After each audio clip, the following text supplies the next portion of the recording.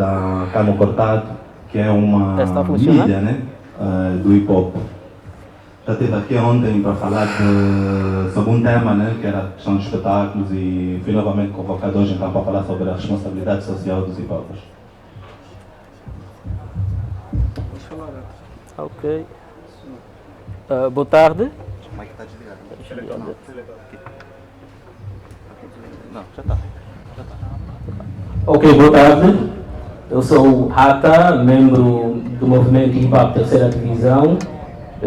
Sou rapper e penso que mais do que estarmos aqui a refletir sobre aquilo que são os problemas sociais, tendo em conta a nossa visão como hip hoppers ou rappers, também no caso particular para mim é um momento de muita satisfação, não é? Porque eu sou filho desse movimento hip hop.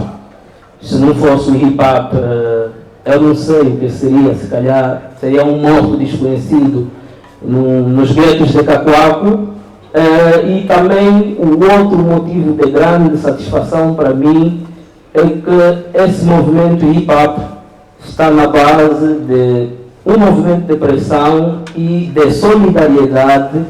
Em 2015, quando eu estava preso, juntamente com o companheiro Hitler, no processo 15+2, e os rappers se juntaram, se uniram e fizeram uma música. Eu lembro que tem a voz do Cota que está sentado aí, o Kukleva, Bautapi, MC Capa, Sanguinário, Letal e tantos outros. Então eu aproveito, nesse momento nunca tive uma oportunidade como essa de hoje, aproveito para agradecer os Cotas, primeiro por ajudarem a trazer o hip hop em Angola e, em segundo lugar, por fazerem aquela pressão, por prestarem solidariedade num momento muito difícil para nós e para o país. Obrigado.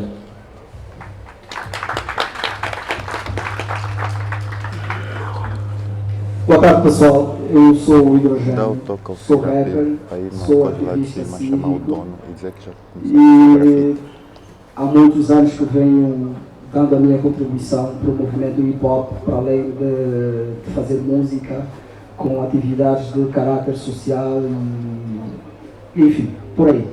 Obrigado pelo convite. A Universidade Hip Hop é sempre uma honra estar aqui e eu represento a cidade de Benguela para Angola. Ah, tá. Um de vocês pode ficar com o microfone, está fazendo interferência. Para desligar? Não, pode ficar com ele. Ah, ok. Ok, nós para montarmos esta mesa tivemos como referência aquilo que são perspectivas diferentes de onde cada um deles vem ou vê. Apesar de termos como base a cultura hip hop, o Elder David, pela Cano Cortado, tem realizado algumas atividades no 2 contra 1, em que interage, e já tivemos vários painéis, em que passaram pessoas a transmitirem aquilo que são questões ou a sua forma, enquanto rappers ou hip-hoppers, de ver a nossa sociedade. O Ata acabou de falar do envolvimento dele e do facto de ter estado envolvido no processo 15+2, e o Hidrogênio, porque tem realizado alguns trabalhos a nível do país que lhe permite ter uma visão muito transversal daquilo que é Angola. Então nós vamos tentar pegar o máximo deste ponto que cada um tem para termos então uma noção de como nós, hip-hoppers, olhamos para a nossa sociedade. E a minha primeira questão para os três seria, se tivéssemos que diagnosticar o cidadão angolano, como é que vocês o fariam? Essa pergunta aqui é complicada, né? Mas eu acho que o cidadão angolano anda infeliz, triste, e em algumas formas até doente. Por que eu digo isso? Digo isso porque as coisas mais básicas que uma pessoa deve ter, nós não temos. Por falar de saúde e educação. Temos, mas é muito precário. E todas as sociedades que tu tens, por norma, educação e saúde precária, é uma sociedade que sempre demora muito para chegar ao objetivo ou basicamente não tem progresso. Então, respondendo à tua pergunta assim diretamente, acho que a nossa sociedade está um pouco doente por causa dessas coisas que eu defini. Eu acredito que definir o estado atual do cidadão angolano tem que ver primeiro com o contexto. Né? Os contextos definem, moldam os cidadãos. Por exemplo, ontem nós tivemos uma atividade com o Kota Wima Nayob sobre a dimensão política do rap angolano. E houve alguém na plateia que comparou os filhos da Leste e a terceira divisão. Na perspectiva dele, a terceira divisão é um pouquinho mais agressiva. E a resposta do mestre Wima Nayob foi exatamente isso, o contexto. Os contextos moldam aqui as perspectivas dos cidadãos. Nós, por exemplo, como o companheiro disse, temos um cidadão triste, pobre, cada vez mais sem visão sobre aquilo que será o futuro do país e dele mesmo, mas também do outro lado temos um cidadão mais consciente do passado, temos um cidadão que mais reivindica, não é? Vê isso que a Universidade de Hip Hop faz hoje, isso é cidadania. Então, estamos bem em termos de lutas cívicas, estamos mal em termos de satisfação, não é? E o caminho é esse. O caminho é continuar a pressionar, mas também eu penso que é aqui um recuo naquilo que é, eu estou a chamar, temos muito homos internetos. Temos um cidadão educado na mídia, educado nas redes sociais e que acaba por ser mais soft. Temos um cidadão sem religião, sem ideologia, sem crença política. Né? Isso, de certa forma, retira aquilo que é um fio mais duro, mais sólido do cidadão, mas do outro lado também temos um cidadão que mais reivindica. Atualmente, os dados indicam que temos cerca de 7,18 milhões de utilizadores da internet. Isso, de certa forma, influencia naquilo que é a percepção do cidadão sobre o seu meio circundante. Pois, eu... Na minha perspectiva, fazendo uma resposta direita à pergunta do Cláudio, o diagnóstico que eu faço do cidadão angolano atual é exatamente conforme disse o Helder David. Não retiro os pontos contextuais do ATA, né? Mas um diagnóstico básico é esse. O cidadão angolano pode ser caracterizado como um cidadão deprimido. Vamos falar de números, né? Números. Não vamos falar dos 7 pontos, qualquer coisa que usa a internet. Nós somos à beira de 30 milhões de habitantes e temos uma sociedade mais de 40% rural. Estás a ver? E nós temos muitas pessoas que não têm acesso aos livros, às informações, às TVs. Existem pessoas que só sabem que existe a PPA e não sabem mais nada. Existem pessoas que nem sequer sabem qual é o nome do Presidente da República. Existem pessoas que não sabem qual é o nome da província em que residem. Existem pessoas que não sabem qual é o nome da moeda que usam. Elas sabem que tem 1000, mas não sabem que é 1000 kwanzas, por exemplo. Eu ando em várias partes de Angola, conheço o país completo, trabalho nisso e vejo que o diagnóstico da sociedade angolana não pode ser avaliado em função da sociedade das zonas urbanas, por exemplo, como Luanda, Benguela, os centros do Ambo, e acho que se formos avaliar o cidadão nacional, ele está deprimido, ele está totalmente destruído por dentro. Nós somos a minoria, nós, os dispersos, somos um número ínfimo. Então os angolanos estão sim doentes, conforme disse David, e é um estado depressivo grave, muito grave. Ok, pegando naquilo que foi, principalmente na participação do hidrogênio, se nós temos um povo maioritariamente rural, ao olharmos para questões do sistema de educação, como é que nós podemos melhorar esta falta de atenção ao conhecimento da zona em que estes se encontram? Ou há esta necessidade de mudar?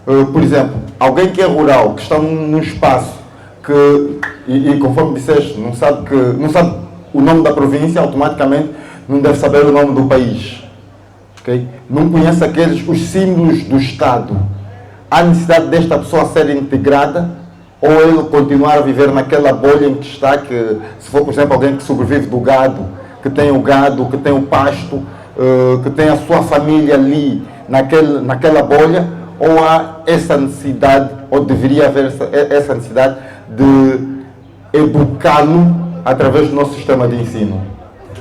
O nosso sistema de ensino devia ser adaptativo. Não é justo, não é certo.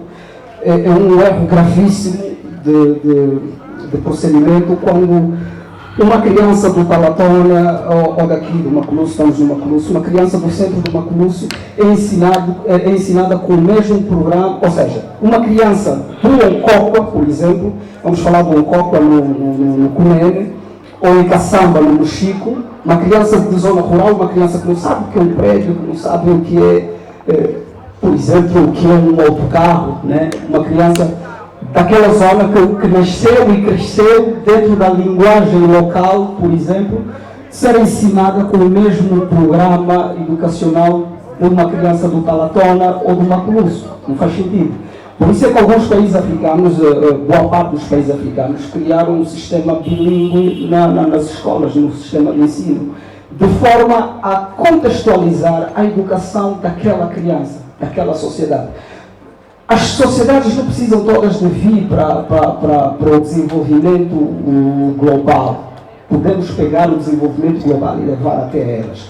Não precisamos que as pessoas larguem a sua vida do campo, a pesca, a pastorícia e venham para cá, mas podemos nós levarmos a tecnologia para que se desenvolva a técnica de desenvolvimento econômico deles lá. Por isso é que existe a sociologia rural, né? As pessoas não precisam todas vir aqui e usar os termos que a gente usa. Eles podem desenvolver mecanismos de industrializar o que produzem. Então, para isso é importante que se crie esse sistema de educação. Não temos todos de ser posso dizer, globalizados. Há uma frase do Azagaia que diz: como é que é? Globalizas o nacional, ou nacionalizas o global, e eu globalizo o nacional. Tiremos.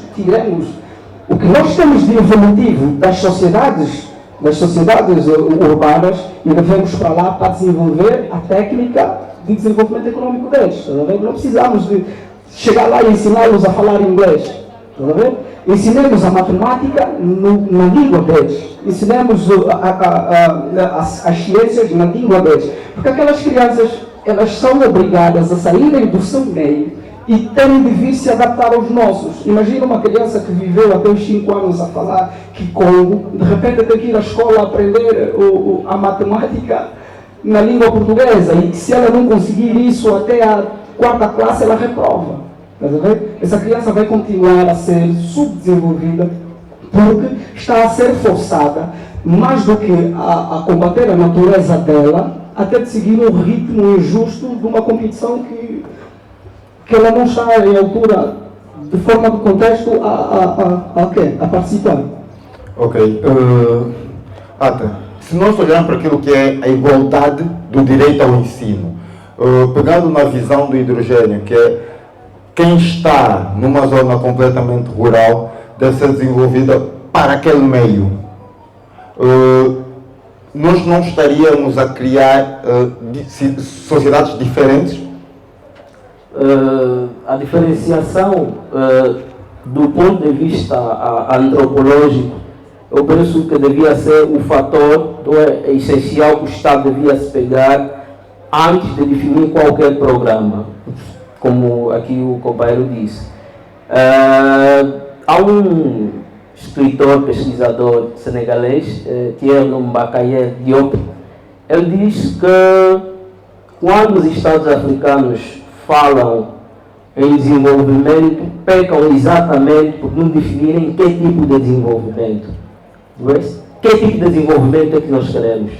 Quando falamos em desenvolvimento enquanto africanos, a cultura não pode ser percebido, ou a educação não pode ser percebida apenas como um ensino. A nossa cultura em si é um conjunto de valores, não é, que agregam a nossa educação.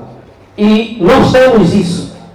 Os nossos avós, bisavós, que sabiam calcular as estações do ano e saber a melhor época para a chuva, para a colheita, isso é educação. E é isso que importa os Estados.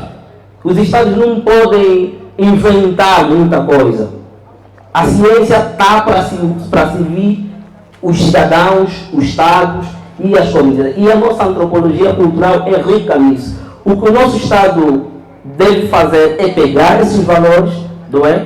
Redefini-los para melhor servir a nossa sociedade. Porque não faz sentido, eu também sou professor, trabalhei durante 10 anos no município do Pangualuquém, na província do Bengu, e não faz sentido o Pangualuquém ser um município rural e não haver nenhum curso de agronomia naquela região, está a ver? Aquele povo já tem as bases. Você vem ali falar de direito costumeiro romano-germânico, isso é destruir o que aqueles cidadãos têm de gema. Então, eu penso que quando nós falamos em direito à educação, eu penso que pecamos exatamente por querer igualar tudo. E a nossa igualdade nem vem de nós, vem do Ocidente. Estás a ver? Algo que nós nem conhecemos bem. Eu sou professor há muito tempo, acredito que ele também. E às vezes os planos de aulas nós fazemos só por fazer, para cumprir formalidade, porque a coisa ali não tem sentido. Estás a ver? Então, o nosso Estado tem que saber que tipo de desenvolvimento é que nós queremos, para não atirar no lixo algum valor que nós temos e que podemos agregar à nossa educação. Que tipo de desenvolvimento é que nós queremos? Eu mesmo, David, que tipo de cidadão é que se devia ser formado através do nosso sistema de ensino? Desculpa, não percebi. Que tipo de cidadão é que o nosso sistema de ensino deveria formar? Mano, eu acho que o nosso tipo de ensino devia ser muito mais prático e muito mais objetivo, de acordo com a nossa realidade. Né? E acho que o Hidrogênio e o Manuel aqui foram claros relativamente a isso. Nós somos um povo de várias culturas. Temos muitas coisas em comum, mas também temos coisas muito diferentes, né? Tipo, repara que temos a parte do sul, que é muito mais que fala muito mais umbundo, temos o pessoal que fala mais Kikongo, e isso às vezes tu crias um conflito. Entendo que por causa da guerra, pessoas como eu, por exemplo, que nasceram no ano, tiveram que vir aqui com 9 anos e tiveram dificuldades, por exemplo, na escola, porque o meu sotaque tinha uma cena mais umbundo e os colegas riam, estás a ver? Então, esse tipo de coisas, né? Tipo, falei da guerra, é um dos motivos que deixam que muita gente saísse dos seus sítios para procurar melhores condições de vida. Mas agora que nós estamos em paz, eu acho que já não justifica tanto. Se calhar as pessoas iam perguntar, ok, por que tu não voltas, né? Tipo, já está tudo fixe lá, por que tu não voltas? Mas pronto, já estou aqui há muito tempo, para eu voltar teria que recomeçar. Quando eu vim aqui com os meus pais, também já tivemos que recomeçar, porque perdemos tudo. Então, tu olhas para, vou falar do Ambo, que é a minha província, que é muito rica em agricultura e até em questões de caça também. Tu olhas para aquele povo, tu vês que é um povo que, de natureza, os miúdos já têm uma habilidade em plantações, por exemplo. Estás a ver? Então, por que tu não metes centros que têm a ver com agricultura, com a pecuária, por exemplo, com a caça? Não precisa ser propriamente aquele modelo universitário, mas coisas muito mais específicas, né? Eles já tem o natural, que é a plantação, porque se calhar aprendeu com os pais, tens o cultivo, mas tu aplicas um pouco de ciência nisso, não estaríamos a fazer coisas espetaculares, não estaríamos a exportar, por exemplo, comidas de fora para aqui. Quando nós somos ricos e às vezes por falta de distribuição, temos muitas plantações que acabam por se estragar. Então, eu acho que não tenho a certeza que nós devíamos olhar primeiro para o nosso país, fazer uma radiografia, o que é que nós somos bons, o que é que nós produzimos, e de acordo a isso, adaptarmos então a nossa educação. Porque para mim não faz muito sentido, e nós às vezes pegamos muito modelos de fora, principalmente o modelo português, de ensino, eu sinto que isso atrasa um pouco aquilo que é o nosso processo. A frase do Azagaia citada pelo Hidrogênio globaliza o nacional. A ideia de termos este sistema de ensino do Ocidente, ou com muita informação proveniente, ou estrutura proveniente do Ocidente, não será uma tentativa de equiparar o nosso cidadão a qualquer outro cidadão no mundo? O inglês, quando teve cá, falou sobre os conceitos ocidentais que nos foram ensinados e a dificuldade que nós temos de nos adaptarmos às nossas realidades, aos nossos objetos, os nossos adornos, efeitos e coisas do gênero, né? É mais ou menos como essa ideia de conhecimento, estás a ver? A ideia de conhecimento leninista e o resto que nos foi ensinado, que nos faz sentir a verdade de que somos detentores de algum intelecto e o resto, estás a ver? É como aquela técnica do linchamento, aquela técnica do Will Lynch, do tipo, o que mais se parecer ao branco é o mais plausível, estás a ver? É o mais bonito. Então, se o Ocidente tem o propósito de nos manter sob controle, então é importante que nós pensemos como eles. Estás a ver? Nós acabamos por criar uma sociedade que pensa igual a eles. Por exemplo, se eu estiver a comer um fungo com feijão de pau e usar as mãos, sou ultrapassado, sou bengalês do caralho. Estás a ver? Sou um bengalês do caralho, sou das províncias. Estás a ver? Por quê? Porque se desenvolveu essa ideia de que o clássico, o básico, o bonito, estás a ver? O mais evolutivo é o pensamento ocidental. Daí que ainda haja essa intenção de se manter isso. E os nossos governos são muito apologistas daquele pensamento, porque, como todos sabemos, não preciso dizer que nós temos governos de merda, né? Em África, por aí fora. Eu queria dar um exemplo, quando o David esteve a falar sobre aquela coisa do conflito por causa das nossas culturas e o resto, eu quis dar um exemplo. Nós estamos no mês de março, eu acho que já contei isso, a minha mãe está aí, já contei e tal. Quando eu era professor, já não sou, o ATA disse que deduzia que eu fosse professor, eu fui professor, renunciei à função pública. Quando eu era professor, lembro-me que numa das aulas no início do mês de março, por causa daquela ideia do março mulher e tal, eu chamei os alunos e fiz uma pergunta assim para o coletivo. Nós estamos em que mês? Março. E perguntei, março é mês de quê? Eu estava à espera que eles fizessem uma menção a esse conceito ocidental de que março é o mês da mulher. E sabes qual foi a resposta que eu obtive? Em uníssono, todos gritaram, da chuva. Estás a ver? Eu estava à espera que eles respondessem, mês da mulher, março, mês, eles gritavam da chuva. Por quê? Porque eles vêm de uma sociedade rural em que eles sabem quais são as épocas de chuva e quais são as épocas em que eles têm que estar prontos para pôr em prática os conhecimentos em agricultura. Todo o conhecimento que a gente tem do Ocidente e que nós desenvolvemos nas nossas escolas, nas nossas famílias, é tudo a tentar seguir o ritmo de consciência ocidental, porque achamos, fruto resquício da colonização e da aliança dos nossos governantes com os governos ocidentais, achamos que aquilo é um modelo exato, bonito, para sermos enquadrados num conceito global. Posso? O Cláudio Bando fez aqui a questão se o facto de pegarmos o modelo ocidental e aplicarmos aqui não será uma estratégia para, num curto espaço de tempo, atingirmos o nível de desenvolvimento. Não sei se... Não é bem o nível de desenvolvimento. É nós termos o cidadão angolano equiparado a nível pensamental com qualquer outro ser no mundo. Ok, é mesmo sobre isso que eu quero falar. Luther King, todos nós conhecemos, principalmente o pessoal do hip hop. Enquanto fazia o curso de filosofia no Morehouse Institute, ele foi confrontado com uma situação, encontrou os colegas brancos a discutirem, não é a questão de racismo, e os colegas diziam, fogo, mas parece que Deus fez mal ao mundo. Se fizesse todos nós da mesma cor, parece que não haveria esse problema do racismo. Luther King estava assim na janela. Ele olhou e disse, poxa, se calhar Deus fez mal, Deus tinha que fazer todos pretos. E os brancos olharam e falaram, preto? O que é isso? Esquece isso. Isso é para dizer o quê? Que nós, quando falamos de igualdade, não podemos pegar na regra dos outros, não é? Na lei dos outros. Porque essa regra está lá, a regra é tudo. A regra te ensina tudo. Quando você pega a regra do adversário, principalmente, porque os Estados estão em constante competição entre eles, essa questão agora da Rússia, dos Estados Unidos, é uma questão de competição, é normal no cenário internacional haver essa disputa entre Estados.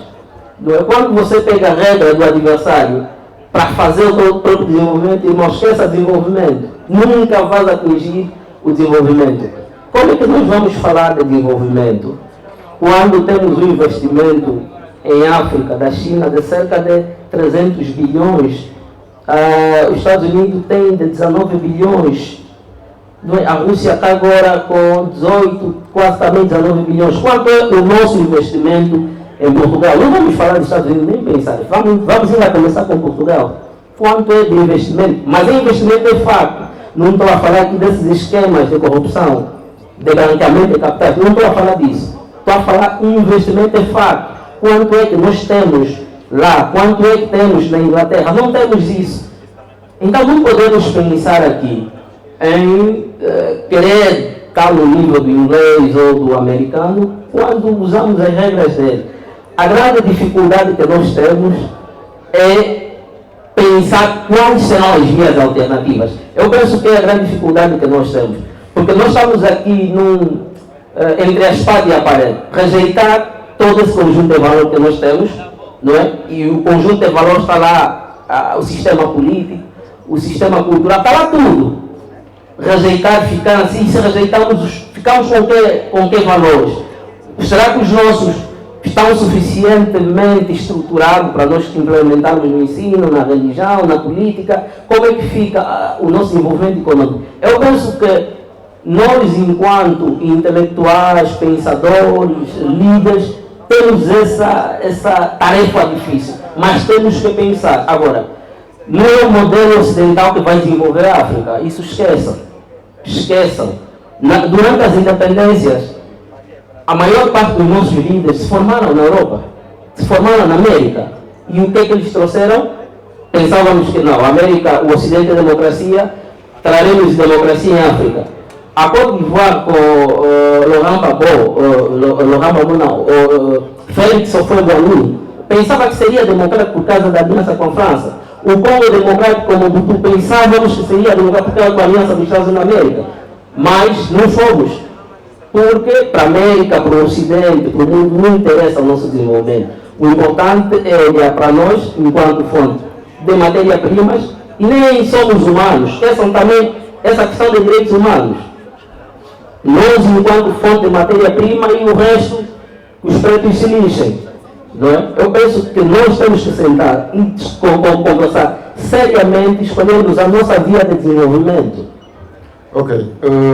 Falou do período da luta pelas independências. Nós sabemos que tudo que antecedeu o período das independências, e bem na altura do nascimento do panafricanismo, estas discussões já eram tidas sobre modelos que estavam a ser implementados, sobre que modelo ser implementado, e nós continuamos a discutir isto hoje.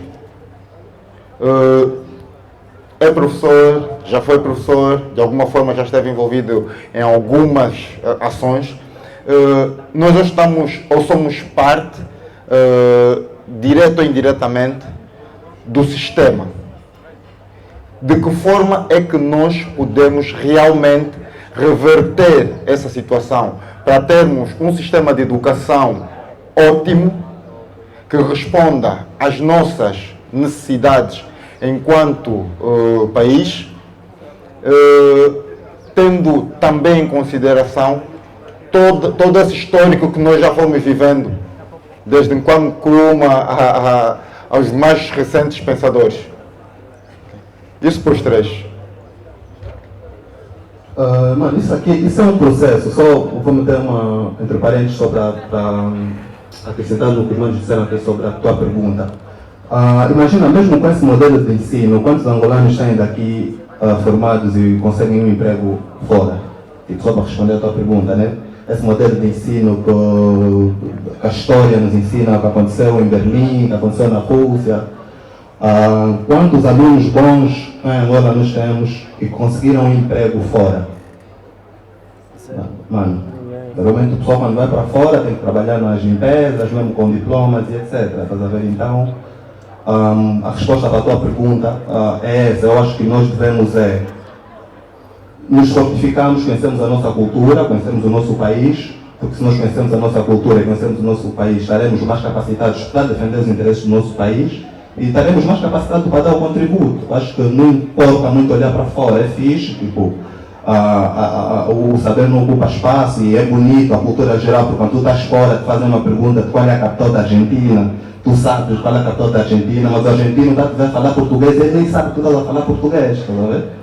Então, acho que é muito, muito importante nós conhecermos o nosso país, conhecermos a nossa cultura. Relativamente à tua pergunta, Manesse, assim, isso é um processo, isso começa no indivíduo, depois vai estar associado sempre à vontade política, tá vendo? Porque o sistema educacional está relacionado. Então, isso começa para nós, ou para quem já tem mais ou menos essa visão, o trabalho começa, e agora temos filhos também, o trabalho começa em casa pelos nossos filhos, porque eu acho que as mudanças, existem aquelas mudanças que são muito repentinas, mas existem outras que é um processo, estás a ver? A nível cultural, uma coisa bonita que eu vejo, por exemplo, sem fugir muito do assunto, mas acho que tem a ver com a nossa cultura, é a questão dos nomes, que eu acredito que já não é moda. E a nossa geração, por exemplo, nossos filhos têm os nossos nomes, porque os nossos nomes nos conectam com nossos ancestrais e até com a nossa terra.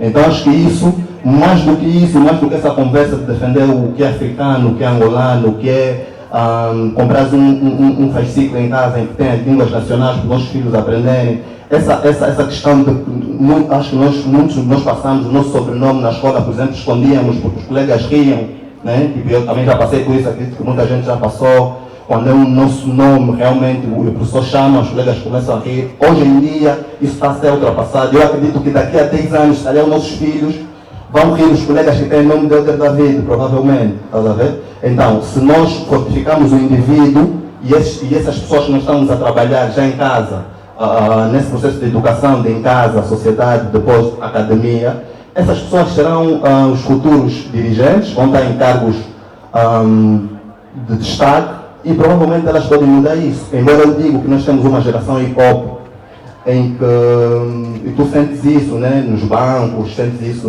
em algumas companhias privadas e até do Estado, o pessoal que é geração hip-hop e que já tem alguns ideais, defende essas causas, mas infelizmente por conta do sistema não conseguem fazer muito mais. Então o trabalho tem que ser feito, tem que ser um processo, começar nas bases realmente e deixar que o processo de forma natural, de acordo às mudanças, de acordo a quem vai estar, o filho de Hidrogênio, amanhã é presidente da República, Hidrogênio em casa já fez esse trabalho, ele já vai, ao aplicar a educação, ele já tem essa consciência, estás a ver? Mas não é uma mudança, no meu ponto de vista, que é possível ser feita do dia para a noite. Acho que é um processo, e esse processo cabe a todos nós, a responsabilidade principal do governo, né? E depois chega até nós. Eu acredito que para sairmos disso temos que proteger os poucos cérebros que existem. Nós temos um grande déficit de cérebros pensantes, não é? Mas também os poucos que existem, o Estado, e eu falo aqui do Estado uma perspectiva mais alargada, ao invés de protegê-lo, mata esse indivíduo. Nós, durante muito tempo, falo nós, no hip-hop, tivemos um grande cérebro, o Sixteen. Onde é que anda o Sixteen? Não é? Eu penso que o Sixteen anda morto. Morto no sentido daquilo que ele fazia, daquilo que ele contribuía para a sociedade, não é morto fisicamente. É morto no sentido da iniciativa. O Sixteen era um grande cérebro, ou se calhar anda a se fingir quando aparece com aqueles sons na TV. Então Eu acho que são esse tipo de pessoas, por exemplo, o Brown X, o Cleva, são essas exceções, esses acidentes, porque o cérebro do Brown X, do Cleva, do Hitler, do Luarte, do Cláudio, do Bomber Newton, não é um projeto do Estado. Devia ser um projeto do Estado. Devia ser um projeto do Estado. Mas é acidente, porque o Estado quer produzir cidadãos contrariamente a esses que eu citei. Não é? Nós devíamos proteger esses indivíduos, devíamos acarinhar esses indivíduos. O Isildo, por exemplo, o Isildo agora está fora. Tudo que o Isildo pode produzir provavelmente virá beneficiar mais o Ocidente do que a própria África, apesar da mensagem, né? Mas ele está lá. Mas está lá, eu não condeno o Isildo, está lá por questão de segurança. Hoje é o Isildo e daqui a pouco também vão ver lá o Ata, o Hitler. Né? O que nos falta aqui é nós protegermos os nossos. Independentemente das divergências políticas, ideológicas, a África deve estar em primeiro plano, a Angola deve estar em primeiro plano. A América tem os seus problemas, a Europa tem os seus problemas, mas eles convergem no sentido de que a América está acima de todos. O Donald Trump, depois das eleições passadas, quis fazer confusão. Os próprios membros do partido dele falaram: "Epá, senhor, se cuida. América em primeiro plano." Esse espírito que nos falta. Nós devemos colocar Angola em primeiro plano. Eu não concordo com o Cláudio, não concordo com o Hidrogênio, não concordo aqui com o Mano, mas quando Angola estiver em causa, eu devo unir a esses. Porque Angola, eu, por exemplo, nas eleições passadas, foi a primeira vez que eu votei. Nunca fui de nenhum partido, mas eu apoiei a UNITA. Porque nós convergíamos no sentido de que tinha uma figura consensual e todos nós devíamos apoiar. Porque, naquele momento, a nossa convergência era o Adalberto da Costa Júnior. Deve ser essa mentalidade. E devemos debater isso, confrontar abertamente, sem tabus nem nada.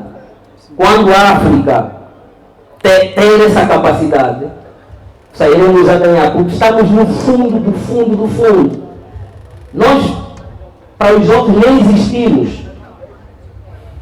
Nem existimos. Eu então penso que a primeira solução é valorizarmos o que é nosso, protegermos o que é nosso. Na questão da Covid, nós demos um primeiro passo. A primeira cura da Covid veio em África. Na nossa época, foi a Covid orgânica, que creio que na Tanzânia e Madagascar. Hoje, ninguém fala disso. Ninguém saiu na rua para reivindicar quando o Ocidente, não é, boicotou aquilo. Aquele medicamento curou algumas pessoas no Senegal. Então, para nós nos impormos a nível internacional, temos que valorizar os nossos produtos. Temos que dar um valor utilitário à nossa produção cultural. E o Covid orgânico foi um forte sinal de que a África pode.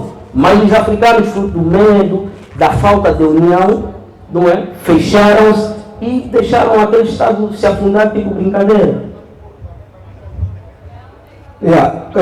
Para o subsídio, eu concordo com eles, mas eu não sou muito romântico. Eu acho que o nosso problema é grave demais para termos uma visão tipo a longo prazo da solução. Porque, conforme o Helder disse, né, ensinarmos os nossos pontos é um projeto a longo prazo, porque nós temos os nossos filhos adolescentes, alguns têm filhos menores de 10 anos, são miúdos que vão estudar nessas escolas, estás a ver?